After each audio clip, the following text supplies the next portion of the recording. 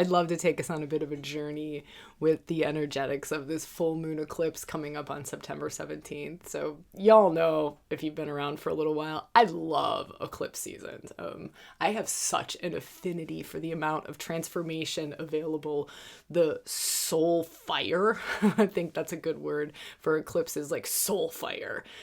The amount of karmic baggage we can drop during an eclipse season, especially a full moon eclipse, which is what this is. It's a super full moon, which brings more energy. It's closer to the earth, so there's more juice to it. I love the revelations that come during full moon eclipses. I love that this is a lunar full moon eclipse. Lunar meaning that what will be revealed is our inner world on this one. So inner world being revealed. It's a time of shadow work. So shadow territory, that which is hidden in ourselves, gets revealed. And I think there's a really beautiful thing worth remembering around the shadow. Sometimes we hear shadow and we're like, oh, no, like I'll pass. But there's the golden shadow. So oftentimes during eclipse seasons, what else gets revealed to us is our potentials that are hidden, our gifts that are hidden, the things that have been like waiting to come online. They've just been waiting for the right environment, the right nutrients, the right whatever moment in time to just switch on. And suddenly you find this part of self that's been there all along, but it's just been dormant, or it's been real quiet, or it's been in the background.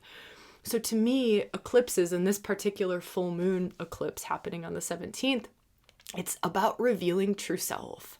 And it's doing it very deeply, very mystically, very spiritually, soulfully, but also deep, gritty, earthy. So it's this interesting combination of, spiritual enlightenment, soul retrieval. This is all stuff going on for this full moon eclipse, mixed in because the sun's in Virgo.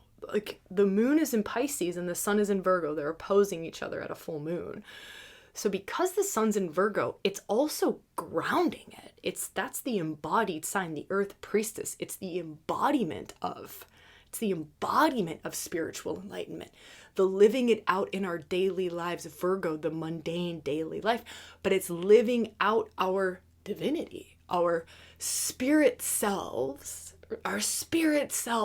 showing up, landing in our beings, anchoring into our lives, and flowing out beyond us. Isn't this stunning? I love this particular eclipse lineup. It's very rare. I'll tell you why it's rare and what this points to. It's rare because the nodes of fate, so eclipses, this full moon eclipse, all eclipses, they line up with the nodes of fate. That's what makes it eclipsy. Part of what makes it eclipsy. So nodes of fate, that's where the destiny, the karma comes in, your past life territory, ancestral territory. That's the south node. The north node is future vision, soul callings, highest path forward, highest potential. They're on this axis that opposes each other. South node is where you've come from, right? Where you've come from before, right? Past life territory. You don't have to believe in past life territory. It's just kind of what you came into this life with. So that's south node territory. North node is unknown territory. This is where people kind of get confused a little bit. And so I think this is worth talking about. North node feels uncomfortable because it's new, but it's what you're here in this life to experience, to express through you, to create, to do, to feel, to become, to be. So it's a journey toward it. Isn't that fun? Sometimes I think that's worth remembering and worth reminding ourselves of, is like the stuff that feels real comfortable. Like for instance, I have a south node in Pisces, right? And for me, just like the lineup and having done a lot of, just deep journeying into this territory of south node for me, it's very much like monastery life, right? Like monks, nuns, like very monastery life. That is incredibly comfortable for me. But it's not true. It doesn't bring me the greatest fulfillment in this life because I have a Virgo North node. So this life is about really being in life, not taking myself outside of daily life, Virgo, taking myself outside of daily life and living in a monastery or, meditating my butt off in a cave on a hill. It's like, but I know that. I've come from that. Like, that's so comfortable for me. So feel into that for yourself, especially in the next couple of weeks, especially over this full moon eclipse on the 17th, right? What is it that feels very fulfilling to you, but also feels new, uncomfortable? It's like exciting, scary. Like exciting, scary for me is like being in an intimate partnership, like having stuff in this life. It's so uncomfortable for me, but it's like building, it's not having stuff per se. It's like building rewilding, building something that's really like anchored in, that is physical, that is tangible, that is here, but it comes from our past life wisdom, gnosis, experiences. So let's just look at this, for example. There's a lot of wisdom experience in my past life territory around spirituality, Pisces. And I'm kind of talking about this Pisces Virgo axis, PS, because that's where the sun and the moon are. And I'm about to get to why this is a crazy rare thing. So know that there's a method to my madness. I don't love talking about myself, but I think this might help us to feel into both our own north and south node axes, which I'll talk about how you can find yours if you don't know yet. But also this particular axis around like, what is this spiritual? What is this like bringing our soul selves into the physical world and grounding it into our lives? So our past life territory, we've come in with experiences, with wisdom. We've all come in with wisdom and with gifts in this South Node territory. So yes, it holds past life trauma. Yes, it holds ancestral goo and karma, but it also holds the wisdom and the gifts from that, like innate gifts in us that we don't know how we know it, but we just know it. We might have to refine those skills. Like when I first took meditation teacher training, I just knew it. There's like this natural, it's like being a natural sportsman. Yeah, you have to refine your skills, but you're almost just like born coordinated. Do you know what I'm saying?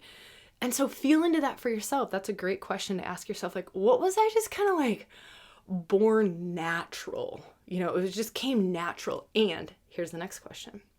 How does it want to express through me in this life that brings me the most bliss, joy, fulfillment, purpose, meaning? That's your north node, right? So for me, Pisces is where this full moon eclipse is, right?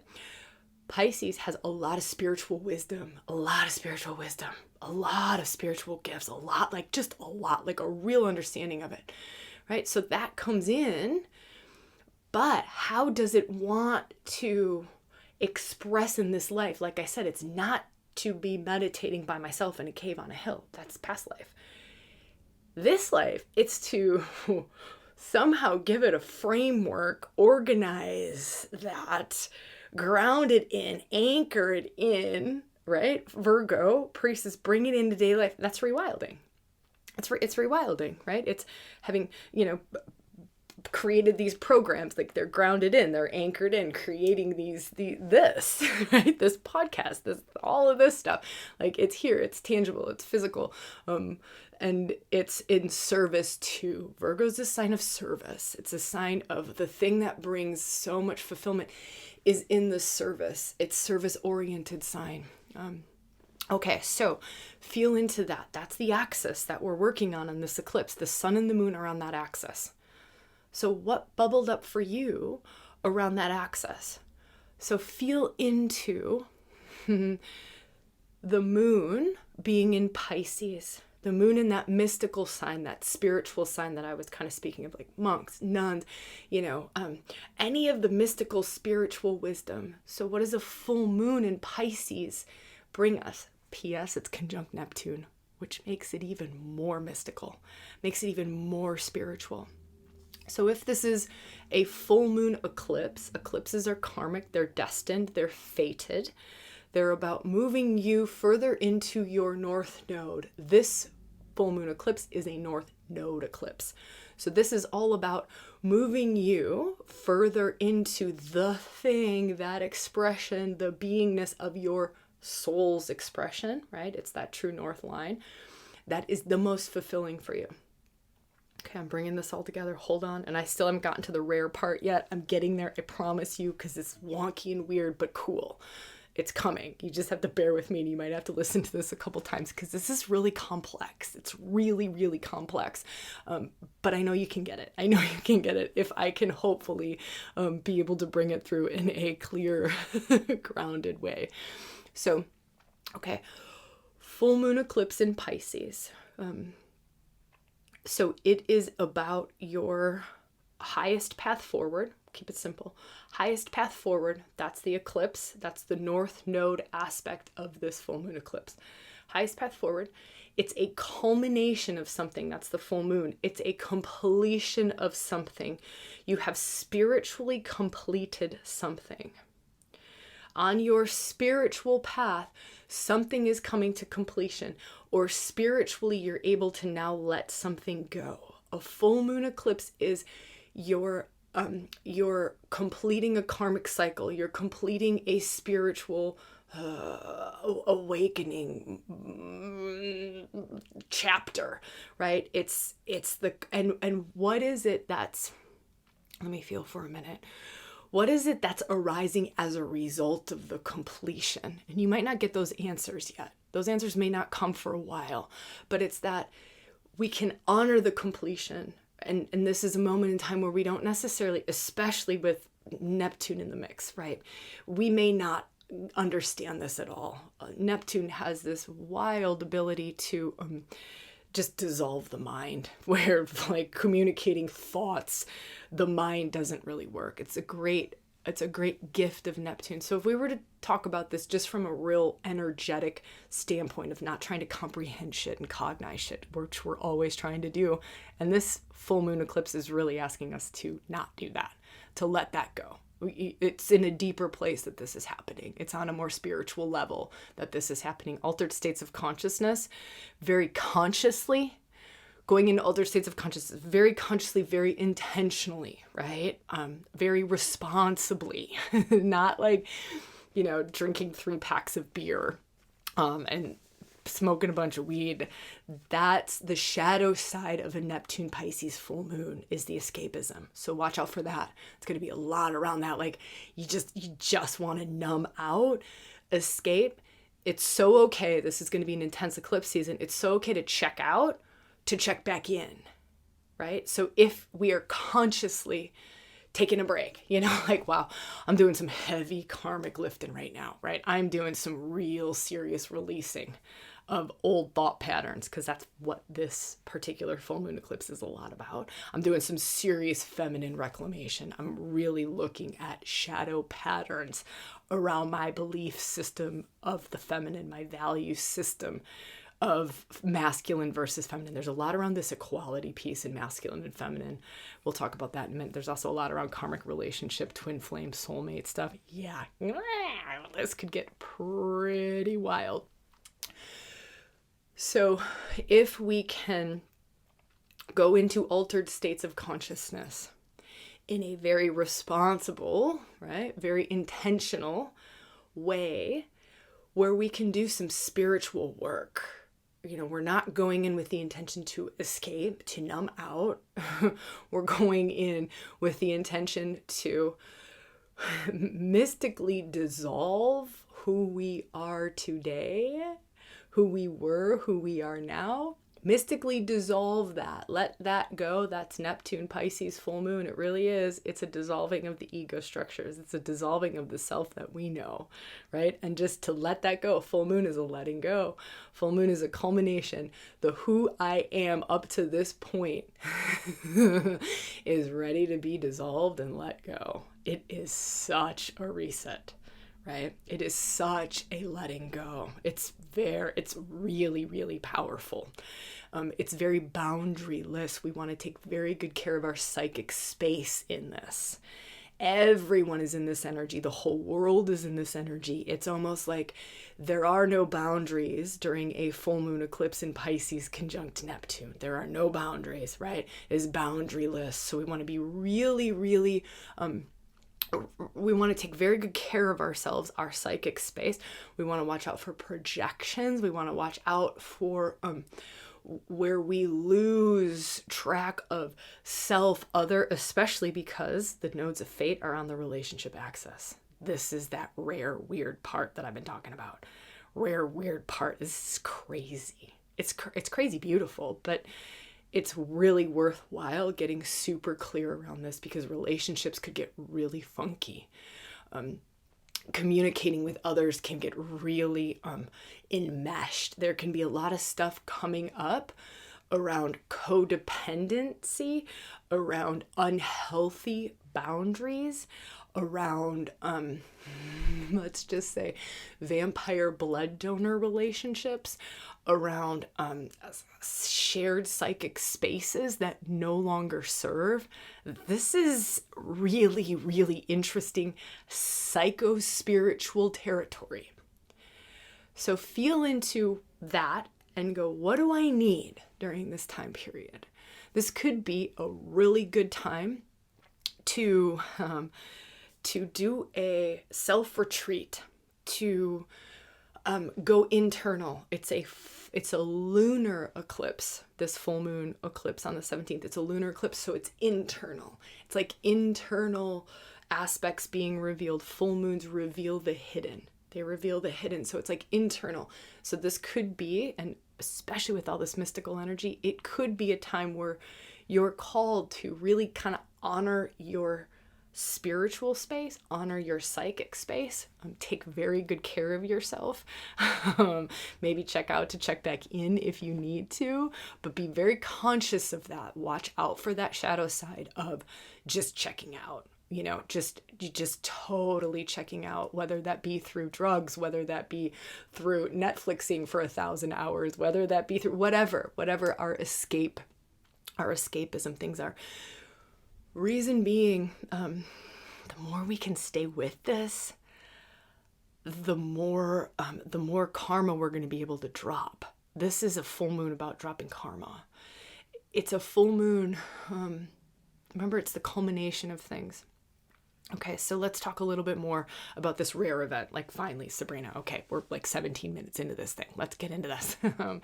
So here's the rare thing that we haven't seen in 18 years, I think, something like that, a long time, is that the nodes of fate, right? That's that true north. That's the past life territory and what it is that you're really here to do on a soul level. The nodes of fate are on the relationship axis. They're on the Aries Libra axis. Can you see where this is going? This is where we get into twin flame, soulmate kind of territory. Trauma bonding kind of territory. We get into this sort of territory. So the nodes of fate, they've been there. The last couple eclipses were on this relationship axis. But the interesting part is now the sun and the moon, for the first time, are in Virgo Pisces, while the nodes of fate are on the relationship axis Aries Libra.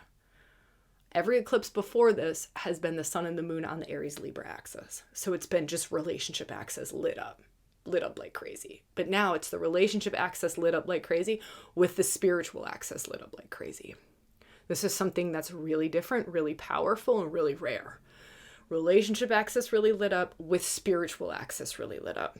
So we want to really look at, and this is not just relationships, intimate partnerships. This isn't romantic relationships. This is all relationships, Libra. It's how do we relate with other, self versus other, right? Self, Aries, other, anyone.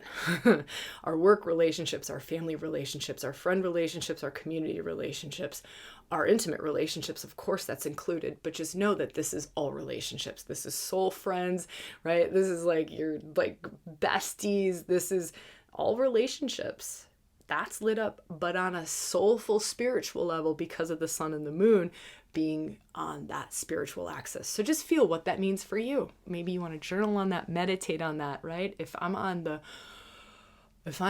a karmic moment in time, this is very karmic I'll ask some questions here. These might be worth like rewinding and listening to again or writing them down. What karmic relationships are coming to completion? What karma within relationships are coming to completion? So it might not be that the relationship is ending, although that could very much be the case. Could very much be the case that past relationships come back during this time. Eclipses, especially on the relationship axis, especially with the spiritual stuff going on, that amount of karma, past stuff, past unclosed loops can be coming back. Now, this doesn't have to be the same person. It can be, oh boy, I'm on this one again. Like now I'm just doing the same karmic relationship pattern with a new person. Now I'm playing. So what karmic relationship patterns are you ready to grow out of? Have you grown out of? Are you growing out of? What karmic relationship patterns are you still clinging on to? This is a moment in time where it's like the last of us like digging our nails into relationship patterns. Old relationship, toxic relationship patterns, codependent relationship patterns, weak boundary relationship patterns, too strong a boundary relationship patterns, too fiercely independent can be coming up. So it's not just this side of being codependent. It's also this side of being overly independent where we're not even able to have the connections and the flow of love that we really want because we've gone so far into the overly independent side. Now, I know that that's a lot of our community in ReWilding, so could be something to feel into for yourself. And it's like, if we were to feel into deepest heart's longings, this is coming up a lot as a result of the amount of feminine happening in this particular eclipse, this particular full moon, this whole eclipse season. This is a lot of feminine. And so what is feminine purpose? So eclipse seasons are about purpose. It's about your highest purpose. But sometimes we lean too heavily into the masculine purpose, like the doing. What must I do? And we forget, or we don't go as far into the feminine purpose. Now, feminine purpose, what is that? It is, how must love flow in my life for me to feel fulfilled? Yeah. Now, here's what this eclipse is doing. It's demanding that those be equal. Demanding that those be equal. Demanding that those be in equal parts for us uniquely. We all have different wiring for that, right? We all, for some of us, we lean heavily toward feminine, and love is like the most important thing for us. For some of us, we lean heavily toward creating something, doing something, leaving something behind, a legacy of building something, right? And there is no right, there is no wrong. There is just a readjustment right now. And so it's, if you were to come into next greatest harmonious relationship to the flow of love, along with what it is that you're really here to create, build, do, like experience. If you were to give your gift. So if you feel into like masculine purpose, it's like, give my gift. This is how I want to give my gift. Masculine purpose is about emptying out. I've given everything that I can give. Emptying out. Feminine purpose is about the flow of love to feel the fulfillment. Right? So masculine purpose is, what must I do to feel like I've given everything? Feminine is, what must I create in my life, relationships, things, flow of love, so that I can feel totally full. Isn't that fun? And to feel that simultaneously, to me anyways. Do you see this like black and white chart? I love this because to me it feels like eclipse season, right? Like the sun and the moon, the masculine and the feminine, the light and the dark. I love it. I love it. But can you imagine feeling that simultaneously feeling totally empty, like you've given your fullest gift out into the world, and simultaneously you're feeling totally, completely full, like your deepest heart's longings are being fulfilled and met, and you're giving your greatest gift out into the world, whatever that is, and giving your greatest gift out in the world might mean creating the greatest family ever, which creates the flow of love for you. So what if they stopped being so separate? It's kind of part of what this eclipse season is also asking us to do. Parvati, let's talk about this. Parvati is conjunct this moon. So we have this mystical moon, mystical full moon conjunct Neptune. We've already talked about this in Pisces, right? Incredibly spiritual. We have Parvati. Parvati is goddess of sacred union. She's conjunct the moon. This flavors this whole moon from a really high level sacred union. What is it that happens in our bodies, in our lives? And I love this shirt for this too. I'm sorry, it was a gift given to me and I just love it. But what is it that happens in our bodies, happens in our relationships, happens in our lives when we open up to the next level of possibility around the sacred union? Around the sacred union. That's Parvati, right? Goddess of sacred union. It's like the Shakti, her sacred energy, her Shakti. Shakti is really just divine wisdom that flows through you. It has a certain flavor, unique gifts to it. But that Shakti, that flavor, those gifts that awaken in you, it's like the wisdom of knowing what it is that like sacred union creates divine child within us and that gets birthed out into the world. That makes us incredibly powerful creators in this world. So this is way beyond relationship. It's not man and woman at all, right? It's not gender-based at all. It's these two sacred energies within ourselves. And how can we open up to both of them to the next degree that we're ready for so that we can become the next level of empowered beings and create the life that fulfills us from a place of feeling full with love and simultaneously empty of giving it the fullness of our gift. So just that for this eclipse season. By the way, we'll be working on this in the ReWilding Challenge this weekend. So the 13th to the 15th, you might be watching this after and maybe you've missed out on the challenge, but it's 3 days. It's free. It's open to anyone and everyone who resonates with any of this in any way, shape, or form. It's just kind of our way of loving our community and doing good stuff in the world. So it's like 6 hours of rewilding where we'll work in this territory. We'll actually work in like an energy like Parvati, where I just said that's the psycho-spiritual, right? Energy that awakens certain gifts in us and awakens this wisdom, this gnosis within us. We'll work with a bunch of different flavors of sacred energy just to activate and awaken to more and more and more and more and more and more and more and more and more and more of our true selves. So would love for you to join me. Again, it's totally free. It's 3 days. You can probably sign up until I'm thinking probably the 15th. I don't know. Check the links below if you can get in. If you're watching this a little bit later, I know that you will definitely be able to sign up the 13th and the 14th of September. So just see what's down there. I'd love to share it with you if it's singing. Okay, so that's the moon. Now let's talk about the sun. I mean, this is so big. It's so beautiful. So let's talk about the sun.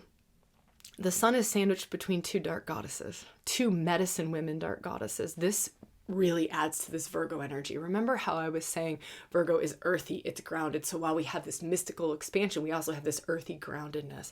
Virgo innately is earth priestess. Let's ground it in. Let's embody it. It's the feminine wanting to embody the wisdom and express it out into the world, to give it form. Right? To give formless form, go from spirit to soul, and then into like imbuing the world with this divine energy. That's Virgo. So Virgo being sandwiched between Medusa and Hekate, this adds juice to the grounding it in. It also adds the demand of the dark goddess, the deep sacred feminine demanding that we see her, demanding that we stop hiding these deep feminine intuitive gifts that we have, these medicine woman gifts that we have, these witchy gifts that we have, demanding. She's loud. Medusa and Hekate, they are right sandwiching the sun. This is incredible for this astrology. Sandwiching the sun in the sign of Virgo. It's just too good. It's just too good. Medusa brings a flavor of owning our sexual power. She does. She brings a flavor of taking off false masks, owning true self and owning our juice, owning our power, owning feminine sexuality, owning feminine aliveness, feminine radiance, owning it and facing all of the fears, the woundings, the shadows that we have around being our full, radiant, wildly alive selves, right? So that can be coming up a lot. Remember, eclipses are shadow times, and it's inner world shadow time, being that it's in a lunar eclipse. Full moon in Pisces, it's very much revealing shadow. Right, full moon is revelatory, it's revealing the shadow. But here's the interesting thing about eclipses. Most of the time, this is not all of the time, most of the time, it's not something that we didn't know was there. It's kind of like we knew we were repressing our sexuality. We knew we were wearing kind of this good girl mask. Medusa wants to rip off the good girl, people pleaser, nice girl mask. Wants to rip it off. Like, enough being quiet, enough people pleasing, enough just trying to be a wallflower, fit in, be the rug that everyone wipes their feet on. Enough. And I'm going to help you to face that which made you that way. I'm going to help you to move that energy out of your system that keeps you playing small, that keeps you wearing that mask, that keeps you locking down your life force. And this is stunning. So when we talk about feminine reclamation, we actually talk about the reclamation of our aliveness as one of the aspects. The reclamation of life force energy, the reclamation of Shakti, the radiance, the being able to radiate love, light, all the flavors of love, all the flavors of life force outside, beyond ourselves. Yeah, great, huh? But it requires a lot of letting go of absorbed conditioning around the feminine, a lot of past life trauma around the feminine. How many times were you burnt at the stake for getting all witchy, for being all feminine empowered? How many times did you lose your babies because you had too much juice running through you? How much judgment comes at you because you're too beautiful, too radiant, too sexual? Dun, dun, dun. So that's alive and well during this full moon eclipse. Really, really, really alive and well. There is going to be an enormous opportunity to reclaim these parts of self, to release some of the toxins that have gotten locked up around our feminine fullness. We're going to do some of that in the challenge, of course. Y'all, we were built on rewilding for women. Of course, we're going to work with some of this stuff, like holding some space for us to release some of these toxins. Speaking of, one of the archetypes that we're going to work with in the challenge is Lilith. Reason being, Lilith is an extraordinarily loud archetypal energy in this particular full moon eclipse. So the energetics that we're working in, right, are just before this full moon. They're the 13th to the 15th. We're in these energetics. We're in this full moon eclipse energy. So if you want one of those like spiritual ways to kind of be in a love-filled, grace-filled container where you get to journey internally without having to think about it, someone else is doing it for you, that would be me, right? Guiding us into these places. This is something that might be an option for you. Look, I might not be your person to journey with, but maybe you have something else that you journey with, or someone else, or another group, or another space, or your own practices, or your own tools to journey with him. But I really do strongly suggest journeying. Journeying, what does that mean? Any kind of meditative altered state of consciousness practice, like I talked about, all of these archetypal energies that I'm talking about. How do you wake up to more of this stuff within yourself? And if you've got your own practices, go for it. If you don't, join the challenge. Even if you come for day one, you're like, I don't know about this shit. Spring is a little bit wacky and wild, but let's just come for day one. Just see. If it's not for you, it's not for you. But you've lost nothing. It's totally free. You'll find details below. Okay, so Lilith. Lilith is on, sorry, I just want to make sure that I get this right. So Black Moon Lilith is on the South Node. So Black Moon Lilith, that's a louder, dark goddess energy in the skies. So Medusa, what I just talked about, Medusa and Hekate, they're asteroids. They've got juice. They're gonna flavor, especially because the two of them are sandwiched in the sun. Like, that gets loud. But Black Moon Lilith is actually a moon point, right? So it's not an asteroid. There's a little more juice to her. She brings a little more of that dark goddess, fierce grace. Oftentimes when I talk about Black Moon, I will talk about the conglomerate of the dark goddesses. What is the dark goddess? It's the deep sacred feminine. It's the hidden feminine in all of us. It's got a lot of fucking power. She's got a lot of power. It's all divine power. It's all love power. But it's all the power that we've like kinked up, repressed, judged, demonized, stuffed into the shadow, stuffed into our hidden, into our underworld. We just stuffed it down. Opening it up changes our lives in huge, powerful, crazy, wild ways that I can't even explain. We're going to work with Lilith, who is a door opener to that in the challenge. So know that Lilith in this full moon, she's on She's on the South Node. Remember that South Node territory I was talking about? It's where your spiritual gifts are. It's where your spiritual wisdom is. So to have Lilith as this wild woman, right? She's a wild woman liberator, and she demands equality, right? She demands equality. She's a wild woman. It's like social norms don't stop her. So the need to people please, she's like, are you kidding me? That's the dumbest thing I've ever heard of. Her devotion to your true full self is like none other. It's a complete devotion to the fullness of your untamed heart, right? Your untamed love, your untamed Shakti, your untamed gift. It's a devotion to that. For her to be on the South Node, she's kind of like saying, awaken to your spiritual gifts, awaken to your wisdom, awaken to what's here. Here's the gifts, here's the wisdom, here's what you came into this life with. Let me wake that up for you. Let me clear out all the rubble that's in the way, all the pain, the past life pain, the ancestral karmic crap, whatever. Let me clear all that out real quick, because that's how she works. She's just like, bang, done. And it's eclipse season, so it happens fast. And then whoosh, the gifts get to come online. So just that for this full moon, just that. Again, if you're sitting there thinking like, I don't know how to get in this territory, Sabrina, this sounds great, I don't know. Try the challenge. It might be the thing, it might not be the thing, but at least it's something that you could try. Okay. There's a few more things going on during this full moon, but I don't want to get too wild and crazy with it. There's a grand cross. Let's talk about this real quick. Grand cross, sun, moon, they're opposing each other. We've talked about this.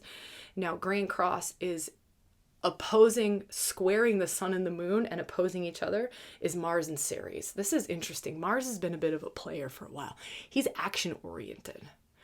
So it's a doing, it's an action kind of an energy, opposing Great Mother. So there's this grand cross happening, all square, like they're squares. So it's kind of challenging aspect of it, but the challenge makes us move. So interesting, feel into Great Mother energy, Great Mother Gaia, right? Great Mother Gaia, Ceres, Demeter. You could also feel into on another like more mundane kind of level, and this being a full moon lunar eclipse, an internal and a healing kind of a full moon lunar eclipse, is that we could be looking at mother issues, mother wounding, healing mother, inner child healing. We could be looking at things like that. We could also be looking at where is our assertiveness? Where's our fire at? That's kind of like Mars. Where's that at? Do either of these need to be cleaned up a little bit? Are either of these like ready to heal? Maybe you're healing the warrior. Maybe like your warrior is letting go of being lazy or being resentful or being overpowering. He's coming into a different relationship with power. It's like power with instead of power over. These sorts of things can be coming up during this full moon eclipse. So let me feel. There was one other aspect that I was looking at, and I think I'll kind of close on this. There's this really beautiful energy happening between Pluto, Uranus, and Hekate, which kind of pulls in the sun as well. So this is beautiful. What does this point to? It's a supportive aspect for deep transformation. That's Pluto. Deep transformation. Uranus, rapid awakening, evolution into the new. He's also conjunct Mary Magdalene. More of that feminine. Mary Magdalene brings sovereign, deep heart desires, loving no matter what. Loving no matter what. Like that feminine gift of like, I can love that and I can love that and I can love that. It's not that I agree with it. It's not that I accept it. It's still having that like fierce, like, no. But I can love, right? If you think of Mary Magdalene, it's like her capacity to love those who killed her beloved. That like mystical love, higher level love opens that up in us. It's not that I agree with it. It's not that I think it's right. Not that I think we should repeat that, right? But it's that I hold this huge level of forgiveness, of love, and this alchemical nature of love. Mary Magdalene really opens up an alchemical capacity to love. Love has this alchemical nature to it, It's part of what she switches on, especially with Uranus in an eclipse. And Pluto's all about power, right? So he's like, well, let's just amplify Mary Magdalene power. Here you go. And Uranus is a spiritual awakener. He's Kundalini. So Kundalini awakener, spiritual awakener, conjunct Mary Magdalene. It's literally like, he's like, and your Kundalini awakening is going to be Mary Magdalene flavored. There you go, right? Mary Magdalene's also about radiance, feminine radiance, coming online, feminine sensuality. She brings up sexuality for some people, for sure. And so for them to be in a beautiful aspect to Hekate, that's bringing in the medicine woman. Hekate is queen of the witches. So I know we talked about Medusa being conjunct the sun, but we didn't talk too much about Hekate. Hekate, if there was one witchy archetype to work with, right, that like heals the witch wound within ourselves and really switches on like witchy gifts, it's Hekate. So for Hekate to be in this beautiful, I think it's a grand trine. Is it a grand trine? Whatever it is, it's stunning, it's beautiful, it's glorious, and it's supportive. It's that aspect in us is alive. It's alive and well. Like our witchy gifts are able to come online. Pluto being power adds to that, gives her power, empowers the Hecate medicine woman witch in you, right? And then being with Uranus and Mary Magdalene, I mean, just such a beautiful combination. You know, Uranus, the spiritual awakener, it's like, and this Shakti will be alive and well. This Shakti will be awake. I'm going to just add more. I'm going to add more. New. It's also new. It's also revolutionary, new, pushing us to step into the new. So, a lot of feminine reclamation in this full moon eclipse happening in Virgo. Remember, the spiritual access mixed with the relationship access, that's like a once in a lifetime opportunity to clear up some karmic relationship stuff, soul mate, soul contracts. That's kind of stuff we can work on, feel into, really illuminating the lunar inner world shadow. What is it that's ready to be let go of because it's a full moon? What is it that's come to karmic completion, to be released and let go of? And we'll have from the full moon to the new moon to really like let go. But this moon, full moons are very revelatory. They're very revelatory. The Neptune piece, the Pisces Neptune piece, how mystical this is and how much inner journey, spiritual journeys, altered states of consciousness worked very responsibly and very intentionally will really take us far this time around. All right, I'd love to see you in the challenge if you're watching this while the challenge doors are still open. If I don't see you there, I will see you where I see you, when I see you, and how I see you. I'm always in the comments for a couple of days. Would love to see you there. If this serves, maybe you hit the like button or maybe you subscribe so you don't miss upcoming conversations that are happening. Yeah, I'm just grateful to be here with you. Really, really grateful. I know that I would not be here without all of you. I know that. It's a co-creation, very much. There's this line that people say, you're listening this in as much as I'm speaking this in. And I love that. I really agree with that. I really feel that. I really, really, really feel that our ReWilding community listens this in as much as I am speaking it in. Really, truly. All right. Crazy grateful for you all. I'll see you when I see you, where I see you, and how I see you.